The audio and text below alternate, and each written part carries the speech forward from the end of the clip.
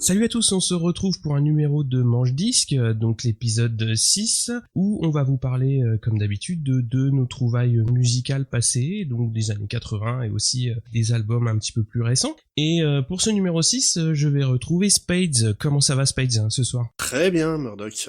Donc c'est toi qui est aux manettes aujourd'hui ? Oui, les manettes, on va dire chacun en tient une, hein, comme ça on est bien.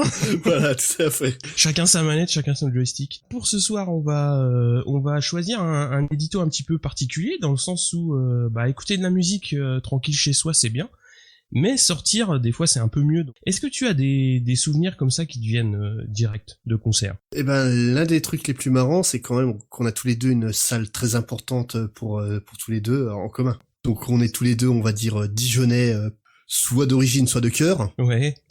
Et à Dijon, il y a une salle qui est mythique pour toute la jeunesse qui a vécu là-bas depuis, tellement longtemps. Oui. C'est une salle qui s'appelle La Vapeur. Donc, comment présenter La Vapeur ? Comment tu dirais, toi, qui... Alors, La Vapeur, moi j'ai connu déjà Dijon sans La Vapeur. Alors, pour ceux qui ont connu Dijon sans La Vapeur, c'est-à-dire qu'il y avait très très peu de salles où il pouvait y avoir des groupes. Mais La Vapeur, c'est un complexe, en fait, où il y a 2 salles de spectacle, une grande, une petite, et aussi des studios de répète. C'est vraiment quelque chose qui a amené un peu de vie supplémentaire à la ville.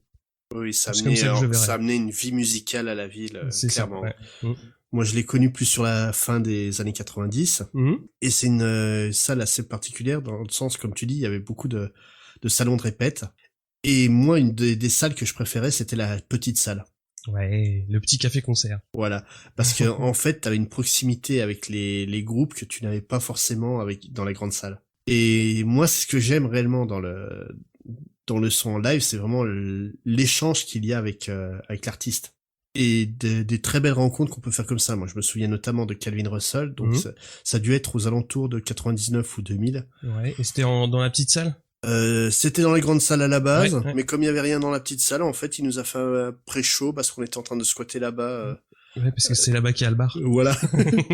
Le mec, il nous a pris sa gratte acoustique, il s'est posé tranquille, il nous a joué des morceaux pendant 40 minutes.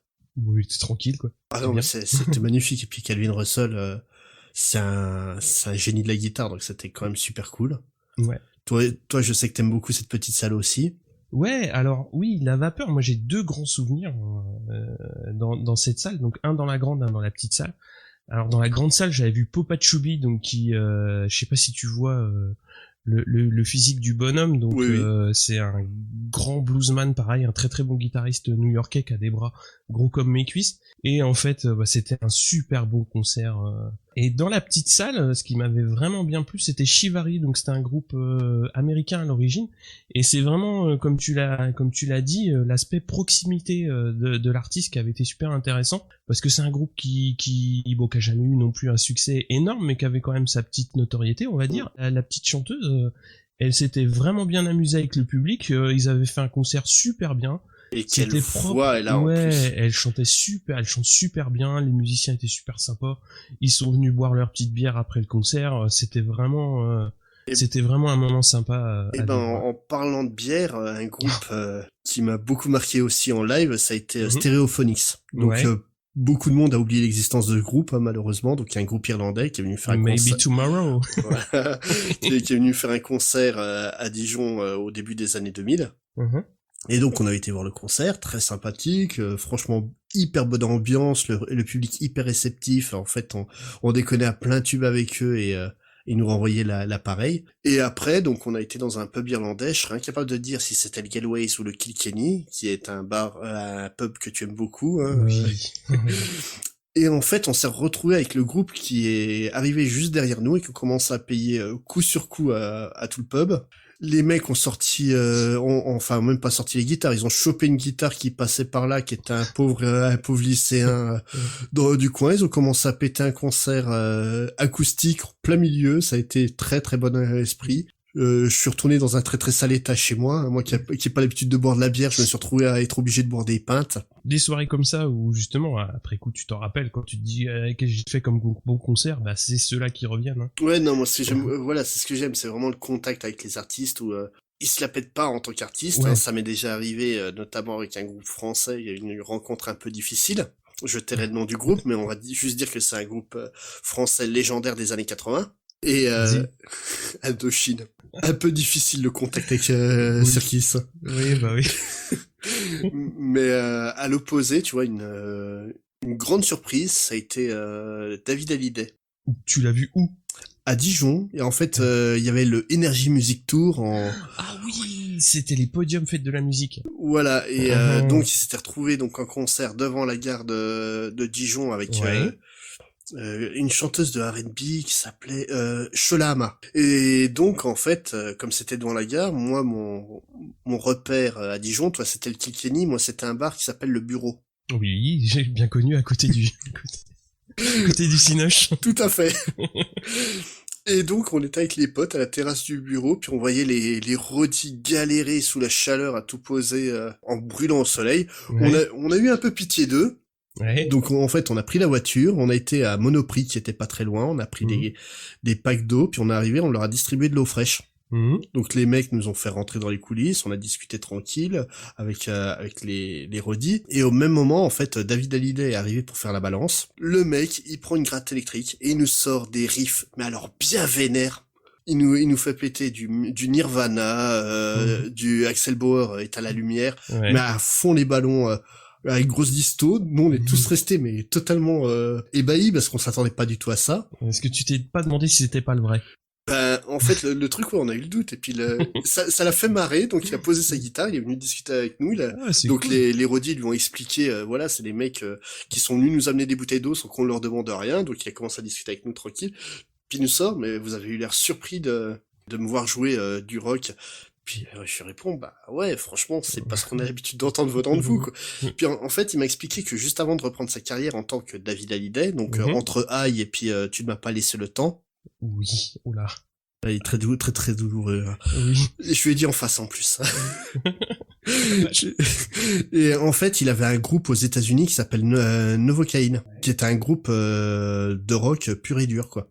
Donc il a été dans les coulisses, il a pris un CD, il nous l'a filé gratos. C'est cool. Non, franchement, sympa le mec. Musicalement, je kiffe pas du tout ce qu'il fait, mais au moins le mec est très très cool. Bah écoute, l'un n'empêche pas l'autre. Ouais. Et toi, qu'est-ce que tu peux nous raconter de plus sur les concerts? Le groupe qui m'a le plus épaté, j'en ai déjà parlé dans Manche Disque, hein, c'est Ceux qui marchent debout, donc c'est une fanfare que j'ai eu l'occasion de suivre plutôt sur la fin des années 90 où à chaque fois qu'ils faisaient une date à Paris, donc avec les copains on y allait, on a fait New Morning, aussi des dates très très improbables, notamment à Moirans en montagne où j'avais eu l'occasion de les accompagner.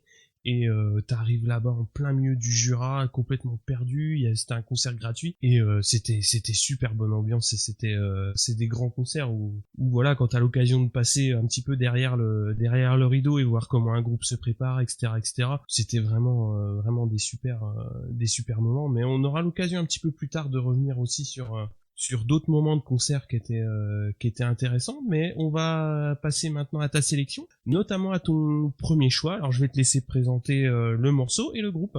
Donc le groupe, c'est tout simplement Dire Straits, et le morceau, j'ai choisi Industrial Disease de l'album Love Over Gold.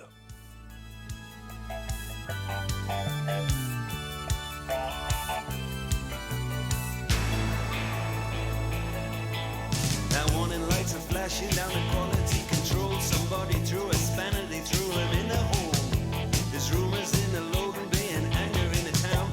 Somebody blew the whistle and the walls came down. There's a meeting in the boardroom, they're trying to trace the smell. There's a leaking in the washroom, there's a sneaking personnel.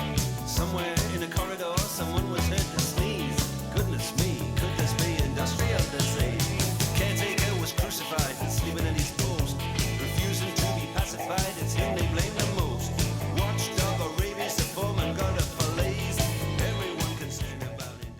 Donc là, on a écouté Industrial Disease de Dire Straits, tiré de l'album Love Over Gold, qui est en fait le 4e album du groupe et qui est sorti en 82. C'est un album plein d'expérimentations très différentes. En fait, aucune des chansons ressemble aux autres. On trouve que 5 chansons. On a vraiment un style très varié à chaque fois. Donc Industrial Disease, qui est le morceau, on va dire, le plus rock de cet album. En fait, c'est une chanson qui se moque des médias et de la société, qui refuse de voir les problèmes des ouvriers, parce que tous leurs problèmes, en fait, c'est que des maladies professionnelles et on peut rien faire. D'accord, ouais. Et qui était vraiment d'actualité à l'époque en Angleterre.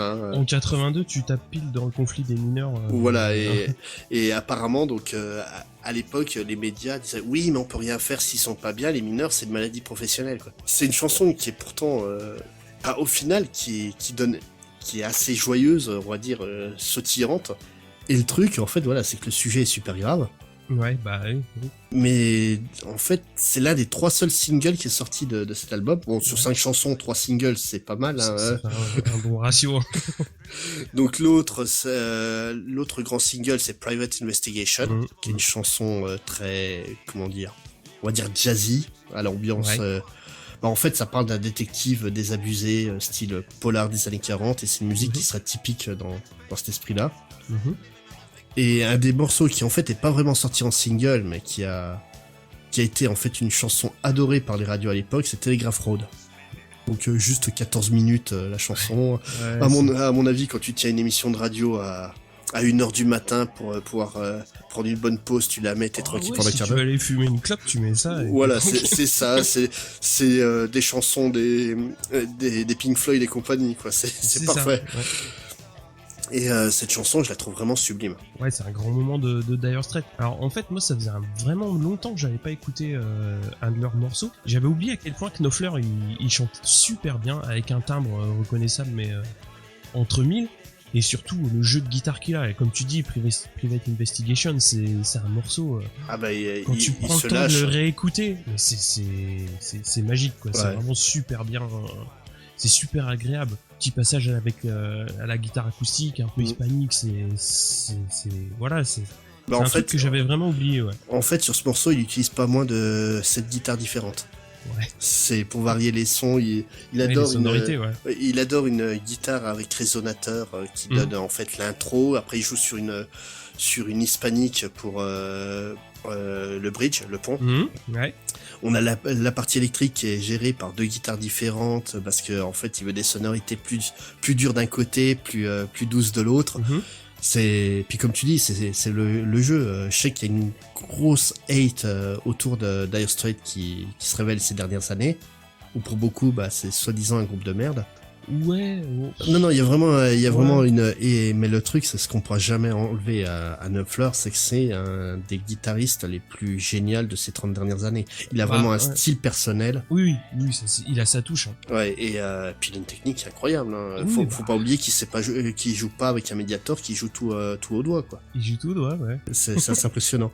Et ce qu'il faut savoir, en fait, c'est qu'ils avaient écrit beaucoup plus de chansons pour cet album. Mais ça tenait pas sur le vinyle. Ah bah non, quand t'as une chanson de 14 minutes... tu peux pas changer la face en plein milieu du morceau. Quoi. Voilà, c'est un peu gênant, quoique Michael Field l'avait fait avec Tubular Bell, mais...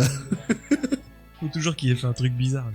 Mais le truc, voilà, c'est que donc ces chansons qu'il a écrites en plus, elles ont pas été perdues.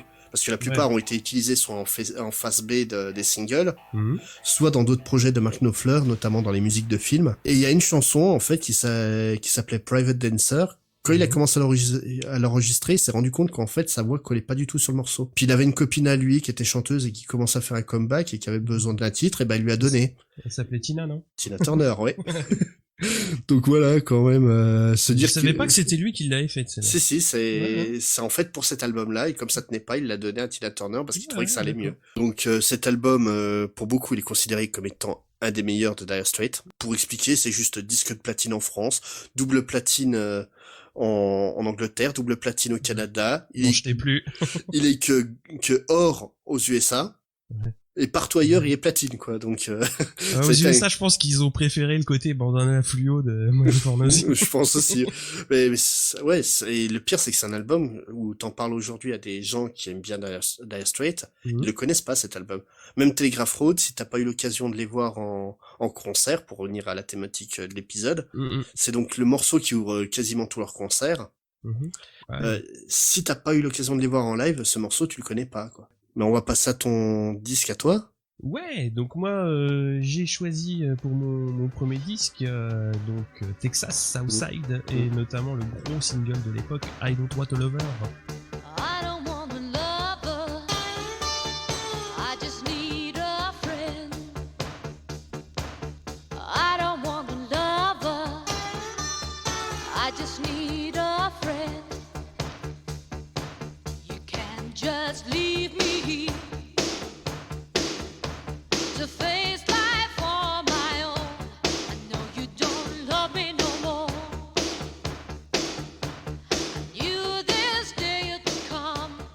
Donc c'était I Don't Want a Lover de Texas. Alors, pourquoi j'ai choisi cet album? C'est assez, on va dire, assez simple. Hein. Bon, c'est quand tu commences à jeter des coups d'œil dans le rétro, que tu traînes un peu dans les bacs. Moi, je l'ai trouvé en brocante vraiment pas cher. C'est une pochette qui est super reconnaissable parce qu'en fait, il y a rien dessus. Il y a juste le nom de l'album, le nom du groupe et un petit sticker contient le single I Don't Want a Lover. Et cet album, moi je l'aime bien surtout pour cette chanson en fait, parce que rien que par cette chanson, j'ai voulu m'acheter un bottleneck pour pouvoir faire l'intro comme le monsieur il le fait à la guitare. Et ça, rien que pour ça, je trouve que c'est fun. Et en fait, je la trouve bien agencée cette chanson. Tu vois, c'est comme une chambre bien rangée, mais pas trop. C'est le bon équilibre de la bonne chanson, c'est-à-dire elle est bien produite, mais pas trop. Il y a juste, à mon avis, un tout petit peu trop de synthé dans le morceau, mais bon, ça c'est aussi lié à la prod de cet album. Ouais, j'avais juste aussi oublié à quel point elle chantait bien, parce que dans le reste du vinyle, c'est un petit peu ce lien-là. Je trouve que elle est un petit peu passée à côté par la suite de sa carrière, justement de ce côté qu'elle chante bien, elle a des bonnes mélodies. Après, le truc, c'est que l'album, comme tous les vinyles, il y a deux faces. Et quand tu regardes le track listing, je pense qu'il y a vraiment pas beaucoup de monde qui est allé sur la face B, parce qu'en fait, ils ont mis tous les singles sur la face A. Et la face B, les chansons, faut quand même se l'avouer, elles sont un petit peu moins bonnes. Non pas que j'aime que les gros singles, mais t'as Everyday Now aussi qui est... C'est ce que j'ai marqué aussi. C'est un album que je trouve globalement bon. Déjà, c'est honnêtement le plus bluesy et celui où l'influence de Ry Cooder se fait le plus sentir. Ouais. Mais puis c'est regrettable que par la suite ils aient perdu cette influence, hein, parce que ça a été vers de la pop. Ouais. Le I Don't Want a Lover, c'est clairement, c'est un copier-coller de ce qu'a fait Ry Cooder sur Paris, Texas, qui donne le nom au groupe. Hein. Le nom. Ouais. Et pareil, je trouve l'album sympa, très bien, ça passe bien, ça m'a fait plaisir de le réécouter parce que j'ai pas réécouté ça depuis très longtemps. Mais en dehors de I Don't Want a Lover et Everyday Now, c'est plus ou moins oubliable. Le problème, c'est que la production est tellement... Tu vois, autant on parlait de chansons qui avaient rien à voir de l'une à l'autre sur Telegraph Road. Oui. Là, sur Southside, au final, la production est tellement la même sur tous les titres que... C'est un peu trop uniforme. Ouais, c'est exactement ça. Ça noie tout, quoi. C'est dommage. Ouais, c'est un petit peu ce que j'avais noté aussi, c'est que c'est très très marqué Rock FM quand même, il faut que ça passe à la radio. Donc il y a une production qui est vraiment très très lisse. Alors moi j'ai retrouvé du plaisir à le réécouter aussi pour Fight the Feeling que j'avais un peu oublié avec le temps, parce que cet album-là à l'époque je l'avais en cassette et c'était un peu pareil quoi. Tu écoutes la face A, tu rembobines, tu réécoutes la face A et sans passer à la face B. Mais c'est effectivement le même reproche que j'aurais à faire sur cet album-là, comme tu disais, que c'est un petit peu trop uniforme. Alors pour le coup, on va changer un petit peu de registre avec ton deuxième choix. Donc on va partir sur Hysteria de Def Leppard, et le titre que j'ai choisi, c'est Pour Some Sugar on Me.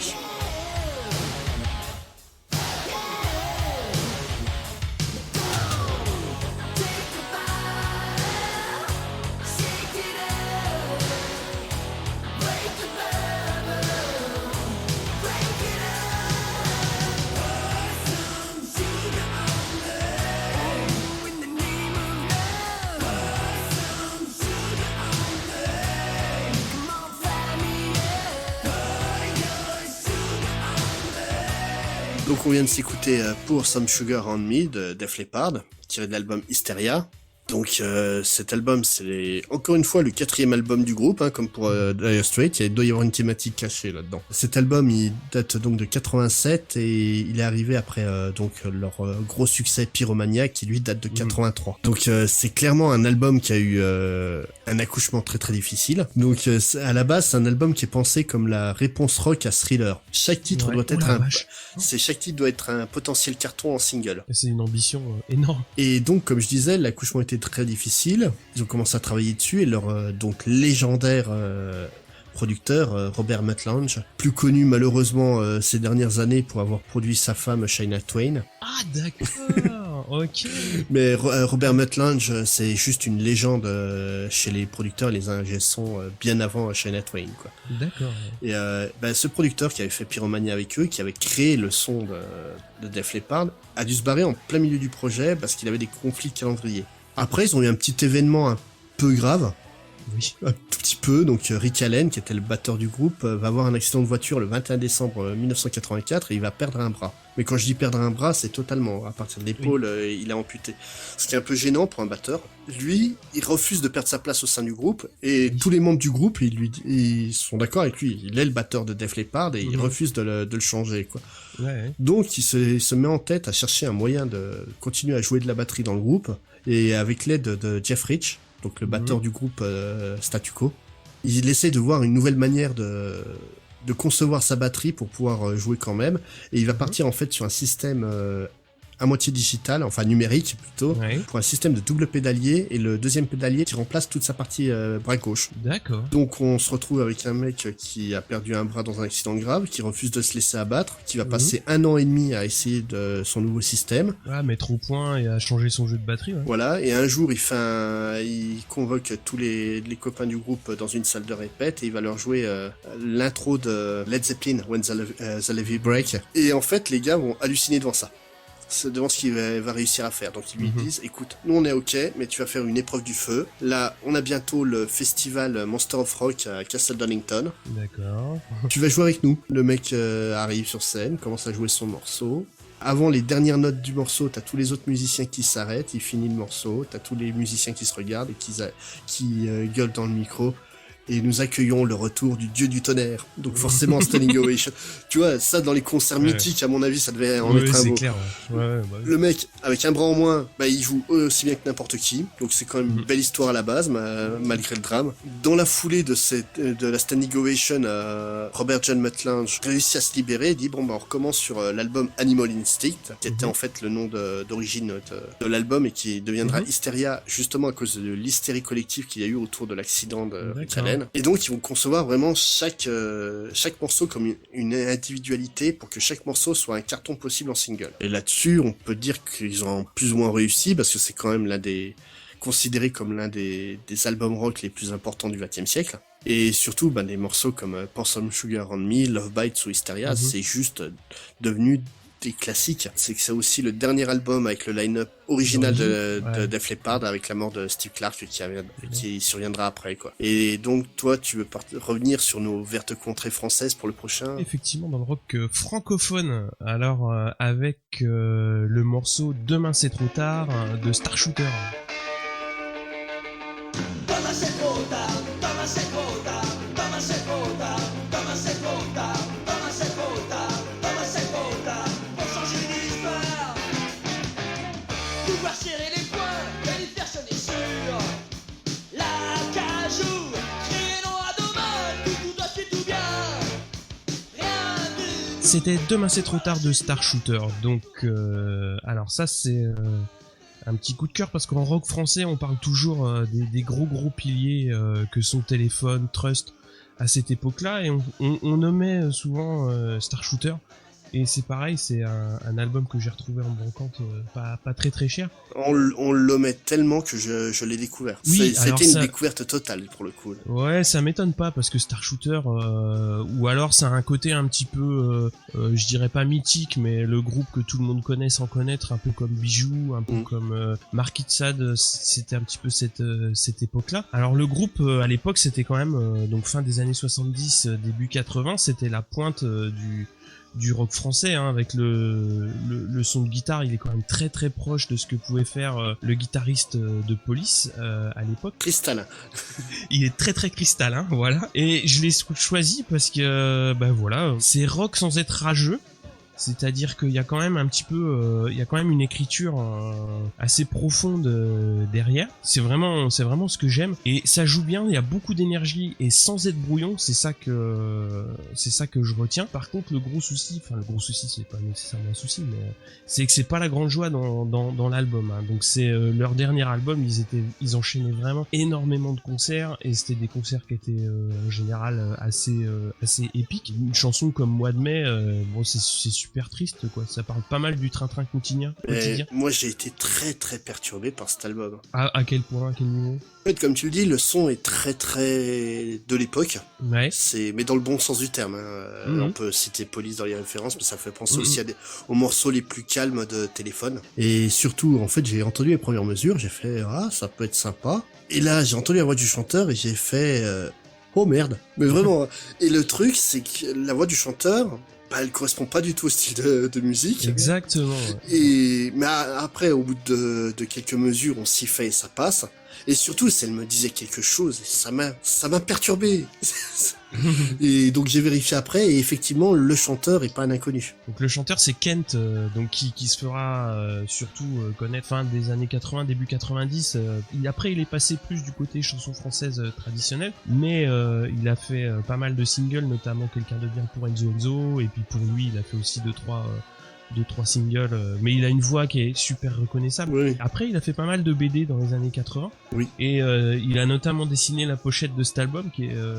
Alors la pochette en elle-même, elle est pas super, c'est juste 4 mecs avec des têtes de chiens. Je suis beaucoup plus fan de la pochette intérieure où il y a une foule qui est dessinée et qui est sympathique, qui est vraiment chouette. Il a un joli coup de crayon pour en revenir à l'album. En fait, c'est un album qui m'a beaucoup plu, malgré le côté que la voix m'a perturbé, parce que déjà c'est une chanson, un album qui m'a perturbé dans mon confort. Quand tu chopes des chansons comme Léo Song avec ces ruptures soudaines, tu fais oh là il s'est passé quelque chose, ma platine ça a sauté.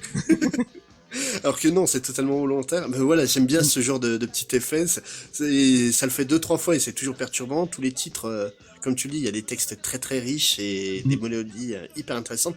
Non, c'était une très belle surprise. C'est vraiment ce côté-là que j'aime bien. C'est, tu vois, des morceaux comme Encore compter, toujours compter, ça représente vraiment l'état d'esprit de cette époque-là. C'était, surtout leur envie de changer un petit peu de cycle. Et on se rend compte qu'il y avait beaucoup de groupes qui voulaient changer énormément de choses, mais que même si la musique ça permet de changer les choses, on peut pas tout changer. Et oui, mais voilà. Fatigué, le dernier titre de l'album est vraiment chouette. Et Kent après est revenu à une écriture beaucoup plus traditionnelle. Il a ressorti un album cette année d'ailleurs. Voilà, donc moi Star Shooter ça a été une grosse découverte à la pochette on va dire. Et vraiment à l'intérieur c'est chouette ce que j'y ai trouvé. Par contre, on va rester sur du rock français, mais cette fois-ci plus sur la fin des années 80, si je me trompe pas. Là, on est parti pour le tunnel français de l'émission. Ouais. Ah oui, j'avais oublié. Ouais. Et le gros tunnel. Pas si gros que ça, mais là, on touche à un gros morceau, quand même, un album culte, un groupe culte, même s'il a perdu de sa superbe avec le temps. Le groupe, c'est Noir Désir, l'album, c'est Veuillez rendre l'âme à qui elle appartient. Et le morceau choisi, c'est Le Fleuve. On va s'écouter ça tout de suite. Elle se laisse tomber au hasard. Elle enveloppe et elle sape les carcasses atroces. Et si tu peux te perdre du côté du fleuve, il te calmera jusqu'à ce que tu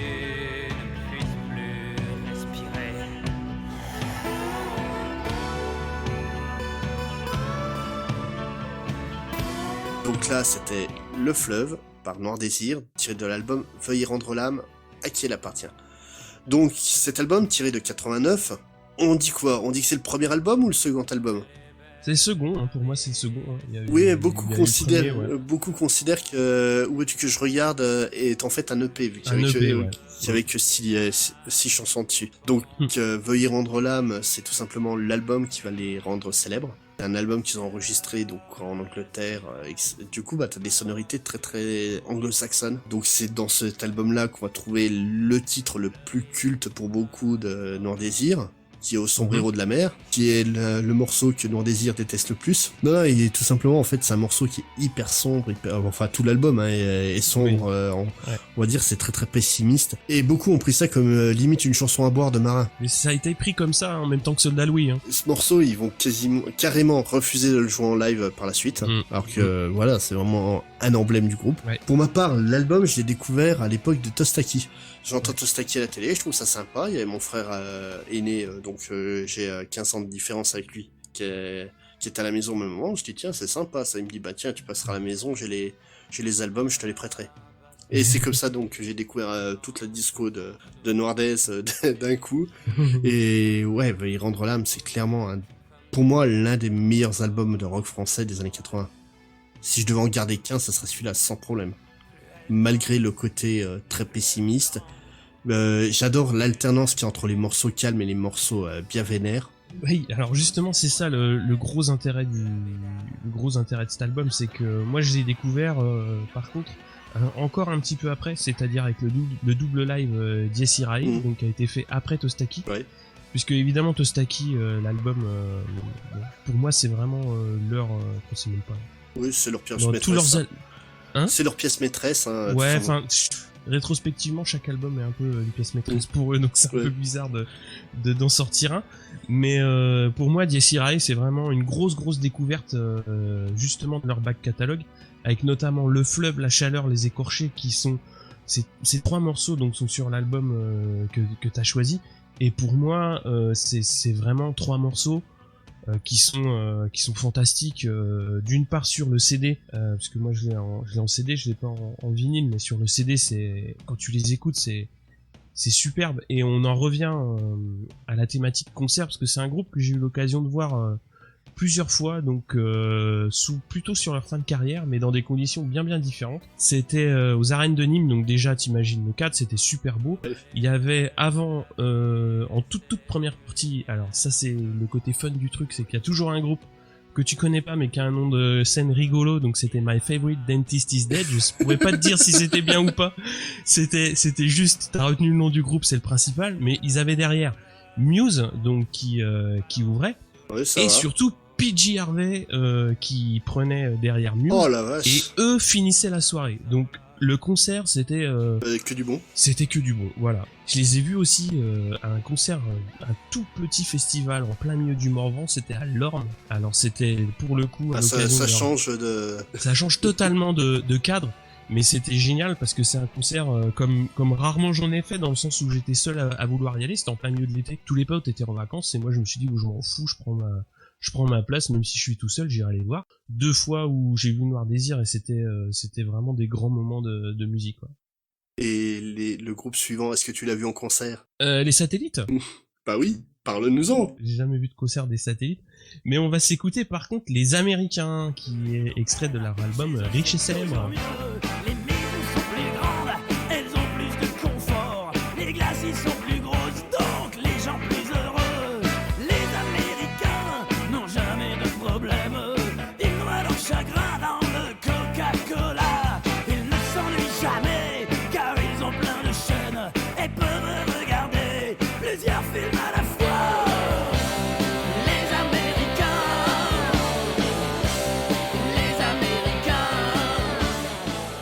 Donc c'était Les Américains des Satellites.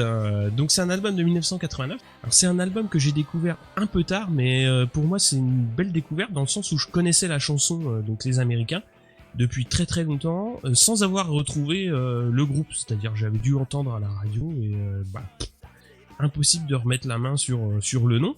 Et c'est un jour en médiathèque, je feuillette dans les bacs et je retrouve, je me dis tiens Les Satellites, je retourne la pochette, et je dis waouh Les Américains c'est eux.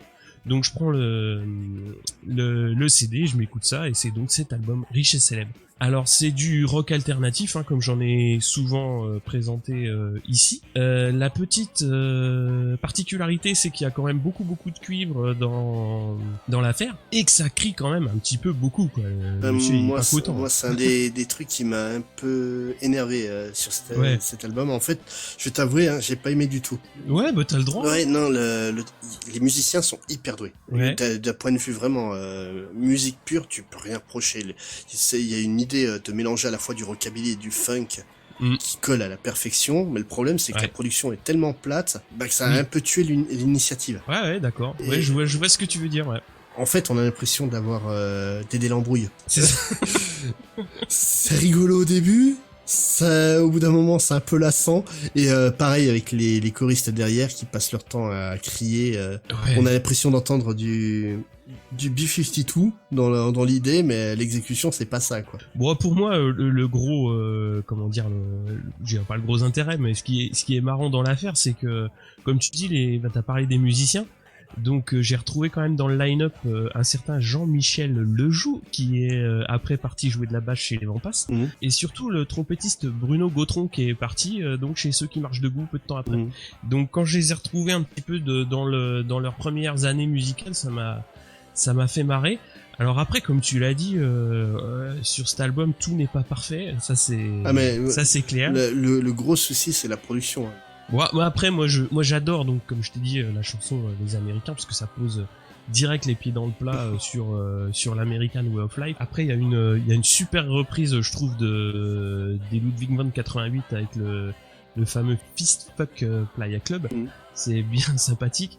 Mais il y a des morceaux comme Renard 3, j'ai absolument rien compris à ce qu'il voulait dire avec ce morceau. Le Comte Zaroff. Oui, voilà, exactement. Non, c'est assez inégal. J'ai pas compris, le Comte Zaroff, je connais l'histoire de base, mais là, j'ai pas compris pourquoi. Mais ok, c'est pas un problème, mais vraiment, c'est dommage qu'il y ait une telle production. En fait, on sentait que le producteur était vraiment pas motivé, quoi, qu'il a juste appuyé sur record, puis débrouillez-vous. Donc ce qui donne un effet en fait très groupe de bal, alors que honnêtement les musiciens sont bien meilleurs que ça. Et puis le problème d'un groupe de bal, il y a aucun problème à être un groupe de bal, mais ça perd beaucoup de son intérêt si c'est pas en live. Et ça, en concert, ça devait être excellent à écouter, quoi. Ouais, de toute façon à cette époque-là, je pense que les concerts de rock alternatif, c'était sportif. Oui, je pense aussi, oui. Bon, on va passer donc à ton prochain choix, qui va être cette fois-ci un petit peu plus... Un petit peu plus années 90, un peu plus réédition et un peu plus, surtout, plus doux. Oui, nettement plus doux, oui. Parce qu'on va donc s'écouter Sophie Zelmani, qui va nous chanter I'll See You in Another World, tiré de l'album éponyme Sophie Zelmani.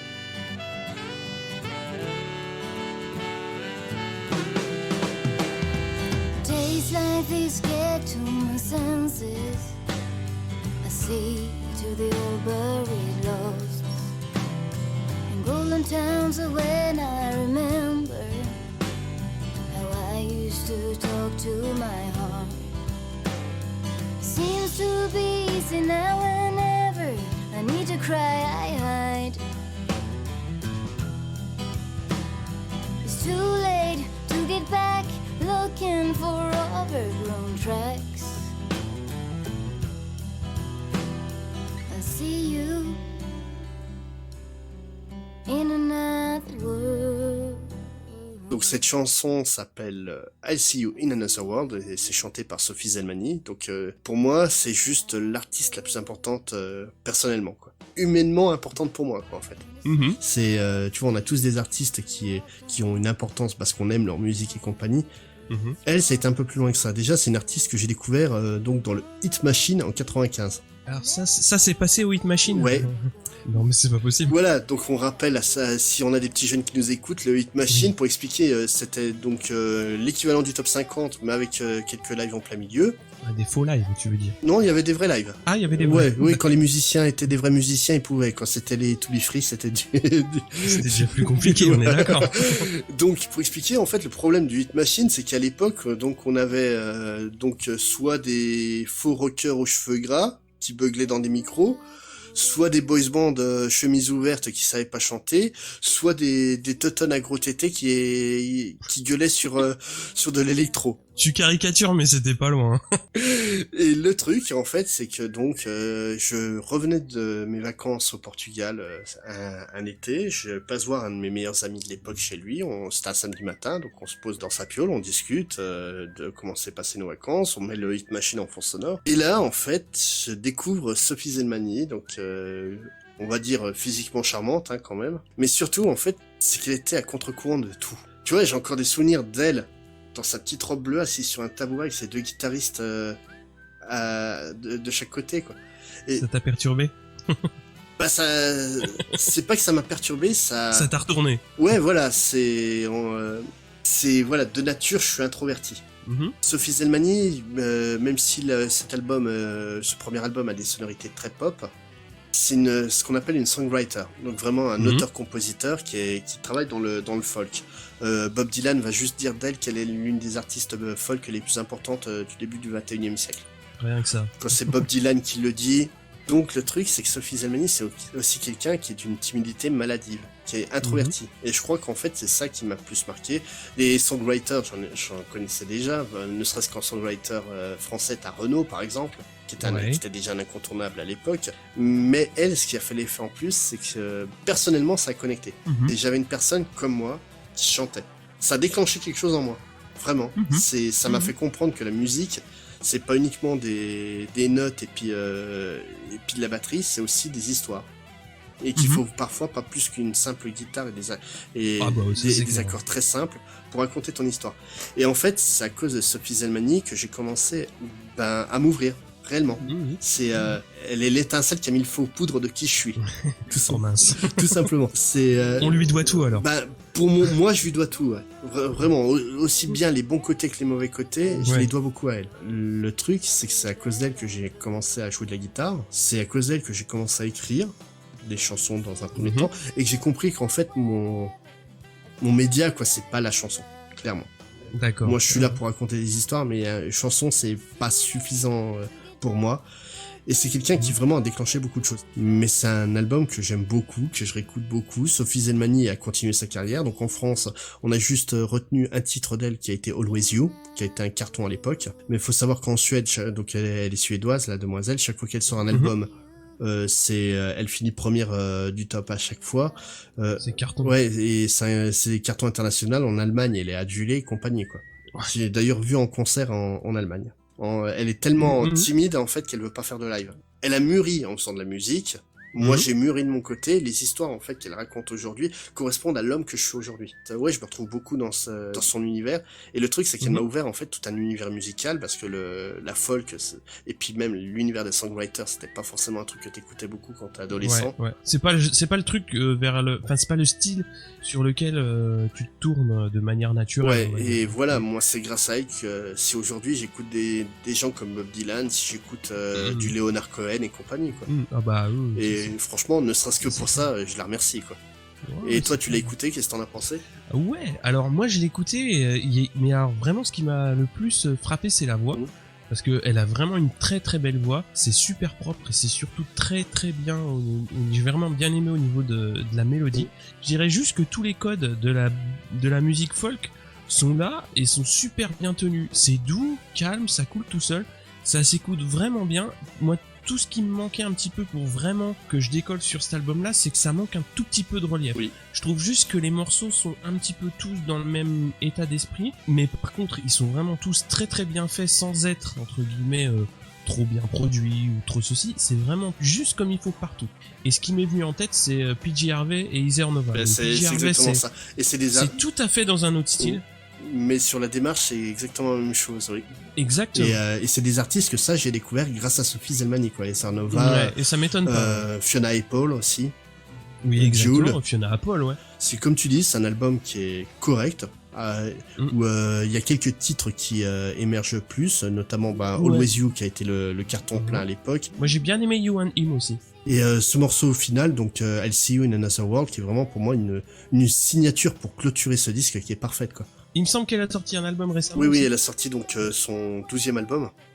Ouais. Quand même. Non, mais elle a une vraie carrière.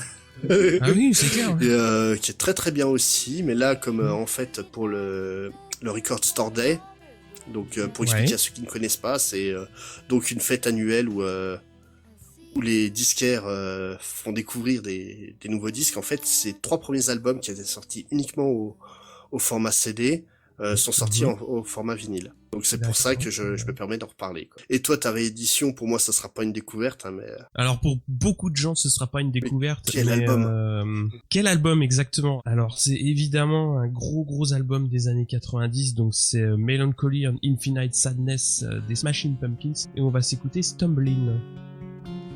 Sally's in the stirrups, claiming her own destiny,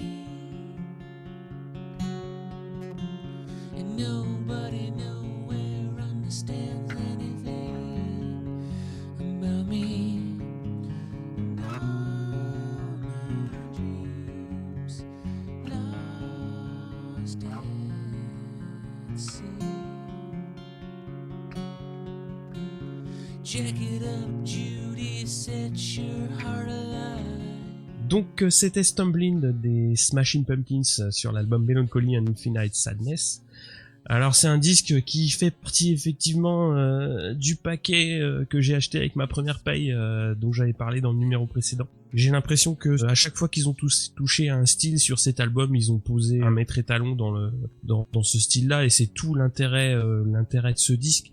C'est-à-dire qu'il y a une variété de styles qui sont abordés par le groupe qui est juste folle. C'est-à-dire t'as du gros grunge, t'as de la pop rock, on va dire assez conventionnelle. Il y a des morceaux qui sont très axés sur les cordes, il y a des ballades au piano, des morceaux très énervés, des morceaux hyper doux. Ne serait-ce que les 2 plus célèbres de l'album, donc Ballet with Butterfly Wings et Tonight, qui sont quand même diamétralement opposés au niveau à la fois des styles et à la fois des rythmiques. Non, c'est juste l'un des plus grands albums du monde. Ouais, bah c'est ça. Et en fait, je me suis un petit peu replongé sur l'histoire de l'enregistrement de cet album, et à savoir qu'ils avaient plus de 55 morceaux prêts pour l'album. En un an. Oui, voilà. Et il est malade, Corgan, il est malade. J'ose même pas imaginer combien de temps ils ont pu passer en studio à faire, parce qu'il y a des morceaux, notamment Zero, où je sais pas combien il y a de pistes de guitare sur ce morceau, mais ça doit être une folie ultime.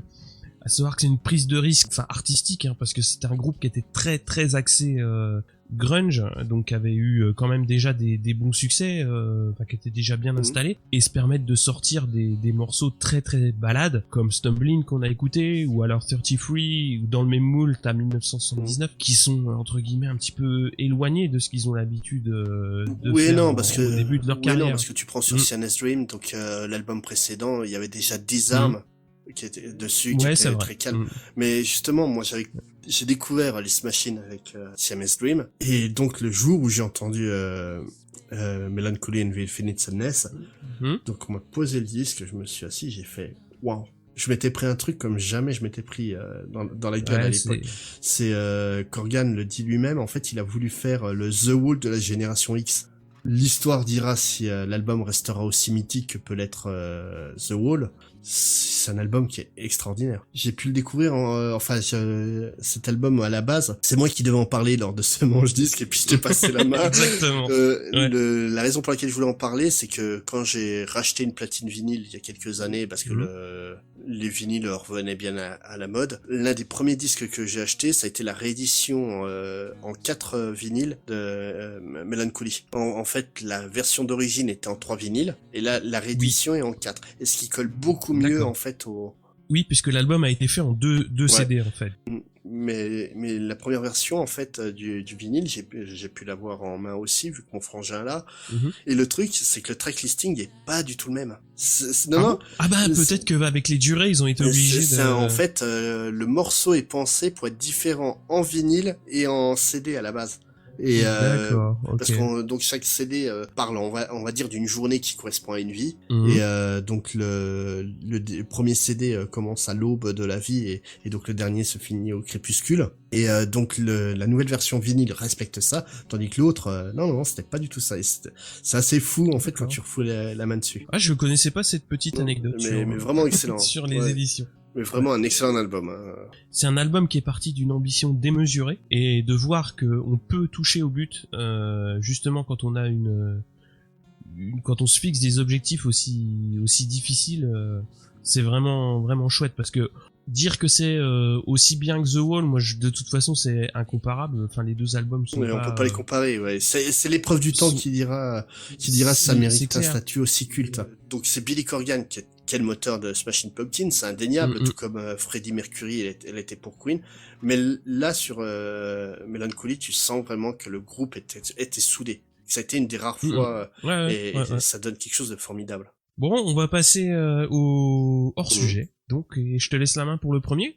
C'est une OST de film qui raconte un peu ce genre d'histoire où une chanteuse va devenir très importante pour une personne. Donc le film, c'est Phantom of the Paradise, qui est un film culte des années 70. D'ailleurs, je passe un petit coucou à Yetcha et à Mr. Whiz qui adore ce film-là. Et le morceau que j'ai choisi, c'est Somebody Special.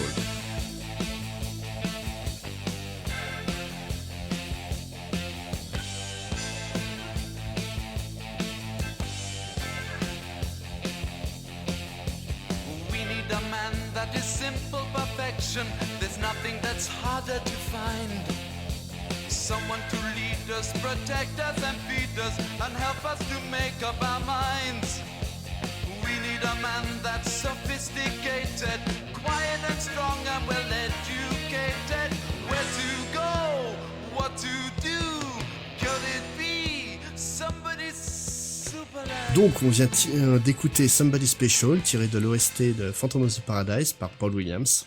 C'est un morceau très très rock quand même. Donc est-ce que tu as déjà vu ce film d'ailleurs, pour commencer? Eh ben justement non. Quand tu l'as mis en OST, donc pour préparer l'épisode, évidemment j'ai écouté l'album, mais je l'ai pas encore regardé. Bah ça m'a quand même vachement donné l'eau à la bouche. Hein. Je te laisse en parler et je te donnerai mon retour. Donc Phantom of the Paradise, c'est un film de Brian De Palma et c'est une histoire de musique. C'est l'histoire de l'homme qui a écrit la musique, c'est l'histoire de la femme qui l'a chantée et de l'homme qui l'a volée.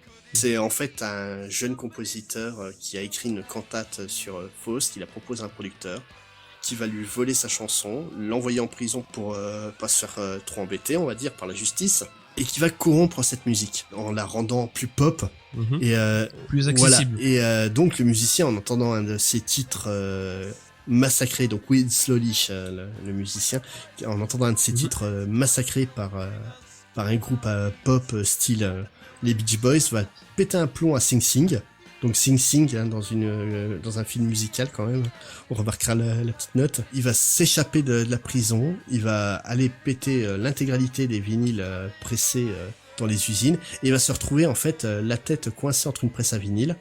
Tombé dans le fleuve, tout le monde pense qu'il est mort, mais en fait il va hanter le Paradise, qui est donc la boîte de nuit qui a créé Swan, qui est le producteur qui a volé la musique. Et la relation entre Swan, Phoenix, donc une jeune chanteuse dont Winslow tombe amoureux, et Winslow justement, ça crée une relation assez étrange. Il y a beaucoup de mysticisme, et c'est un film totalement fou, incroyable visuellement et musicalement. Paul Williams qui a écrit l'intégralité des chansons. Et donc Paul Williams, c'est juste le type qui a écrit le générique de La Croisière s'amuse. Aucun lien. Non, en fait, le mec c'est une méga star aux États-Unis, donc qui a une grande carrière. C'est un enfant star à la base de la musique. Et justement, le personnage qui joue donc dans le film, c'est le personnage de Swan, qui est aussi un enfant star qui a vieilli et qui essaie de garder sa gloire, quoi. C'est le personnage colle à la réalité, on va dire. Et là, ce qui est fou dans cette OST, c'est que t'as les chansons, tu as donc une version telle que Winslow l'a créée, telle que Swan l'a corrompue, et t'as la version en fait où Swan et Winslow collaborent pour en faire quelque chose de nouveau. Et c'est assez fou, quoi. T'as beaucoup de chansons qui se répondent comme ça qui se répondent entre elles. C'est incroyable. C'est vraiment une excellente OST pour un excellent film. Et une très belle balade aussi en plein milieu, Old Souls. C'est à la croisée du glam rock un peu lyrique, et je trouve que c'est vraiment de l'opéra rock vraiment bien agencé, quoi. Il y a des morceaux qui sonnent très Bowie, et moi clairement ça m'a comme je t'ai dit, hein, ça m'a ouvert l'appétit pour aller voir pour voir Et ce t'as film. pas idée, C'est quand clair. tu verras le film qui d'ailleurs est ressorti en format Blu-ray chez un petit éditeur qui s'appelle Carlotta, ils ont fait une édition qui est absolument superbe, donc je vous conseille d'y jeter un œil très vite. En fait, t'as donc une scène dans ce film, dis-toi que le film a été fait avant que Kiss commence leur carrière. Et quand tu verras, il y a un gros. quand tu verras la scène, tu vas faire, mais on dirait du Kiss. Ils ont tout piqué, quoi. Bah eux disent non. Mais j'ai été lire le synopsis et en fait ça m'a vachement donné envie de le voir aussi, hein, parce que c'est un mélange du fantôme. C'est clairement une belle histoire. C'est un mélange du fantôme de l'opéra et de Faust, tout simplement, quoi. Mais c'est vraiment un film extraordinaire, quoi. C'est pour moi un des films à voir, quoi. Et donc toi, pour leur sujet, tu nous parles de quoi? Alors pour leur sujet, vu qu'on a ouvert sur Dijon, je me suis dit on va clore sur aussi un artiste de la ville que j'ai découvert au début des années 2000. Donc on va s'écouter La Fleur de l'âge d'Yves Jamais. Ne me dites pas qu'à peine éclose, la fleur de l'âge se flétrit. Je vis avec ce genre de rose au parfum tout juste fleuri. Le temps qu'il a mis à figer sur son regard quelques ridules. D'autres ont tenté de les cacher en maquillage ridicule. Bien sûr la jeunesse suppose quelques atouts innocents qui font que le regard compose. C'était La Fleur de l'âge d'Yves Jamais, extrait de l'album De Vers en Vers. Donc ça c'est un tout autre style avec la chanson française. On ne peut plus traditionnel, hein. Je voulais en parler depuis un petit moment parce que c'est un artiste dijonnais donc qui a mûri au début des années 2000. Alors une formation très très classique et avec de l'accordéon, vous avez tous les codes de la chanson française traditionnelle, mais ce qui fait mouche c'est les textes et surtout à cette époque-là la voix. Quelle voix. Exactement. Oh, il a une super voix. Et en fait le gros intérêt moi que j'avais trouvé à l'époque dans son écriture, c'est que c'est ancré dans le quotidien et surtout ça parlait de rue, ça parlait de bars qu'on connaissait, qu'on côtoyait à Dijon, dans les galères de boulot, les accidents de cœur, les soirées où t'as un peu trop picolé. Donc c'est ça vraiment que j'aimais dans ce que faisait Yves Jamais, ce qu'il fait toujours parce qu'il continue à sortir des disques. Et à l'époque, je m'étais vraiment très attaché à cet artiste parce qu'on avait donc lui qui était en train de percer. Il y avait aussi les joueurs de bic. Je sais pas si t'as connu à l'époque dans le groupe, il y avait Bastien Lallemand qui maintenant est bien installé aussi dans la chanson française. Et c'est vraiment un moment de ma vie où j'ai commencé à m'intéresser beaucoup plus à la chanson traditionnelle et justement parce que ça parlait de nos vies. Et c'est ça qui me parlait bien, quoi. Une chanson comme ce que je te disais, ce que je disais tout à l'heure pour les songwriters, c'est vraiment faut quelqu'un à qui tu connectes avec l'univers. Et clairement, Yves Jamais, tu comprends mieux maintenant à nos âges que si on avait eu 12 ans à l'époque, quoi. Bah oui, bien sûr. Concernant Yves Jamais, moi ça a été une découverte, on va dire, assez récente en fait, cet artiste. Je l'ai découvert grâce à Jean-Félix Lalanne, donc le frère de celui qui brisera l'anathème. Oui, c'est vrai. Donc j'ai single, hein. Donc Jean-Félix Lalanne, c'est pas un inconnu, hein, loin de là, c'est juste l'un des plus grands guitaristes acoustiques en français. Ouais, c'est clair. C'est le mec qui a une touche qui est ahurissante. Et donc il a sorti en 2013 un album qui s'appelle Une guitare, une voix. Ah oui. Et justement, Yves Jamais reprenait dessus Mes emmerdes. Et donc là, c'est la première fois que j'ai écouté un album de lui.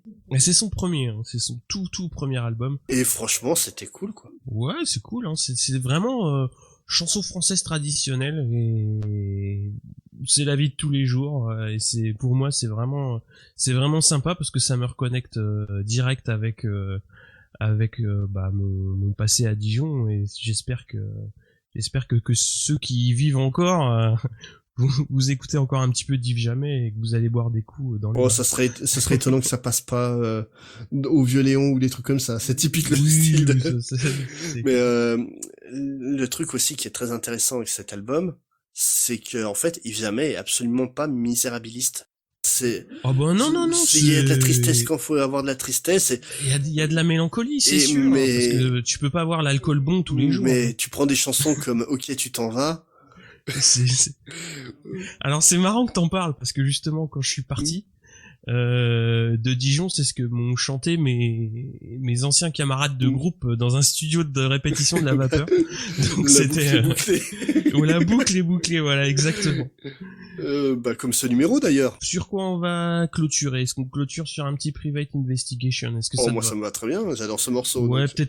peut-être pas en entier, mais parce que ça fait un peu long. Un morceau de 6 minutes. Hein. Donc écoute Spades, merci beaucoup d'avoir participé à ce numéro. J'espère que vous avez pris plaisir comme moi et comme nous. Et on va se retrouver, j'espère très bientôt pour la suite des aventures de Manche Disque. Allez. Spades, à la prochaine. Allez, ciao.